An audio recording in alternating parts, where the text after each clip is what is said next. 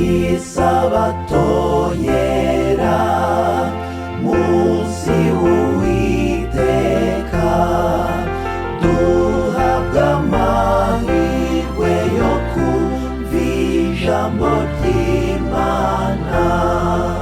Mbega umunsi mwiza, umunsi w'Imana ukwiye kubahwa rwose tukaramya Imana. Abera b'ijuru baterane natwe tugafatanya guhimbaza Umuremyi wacu.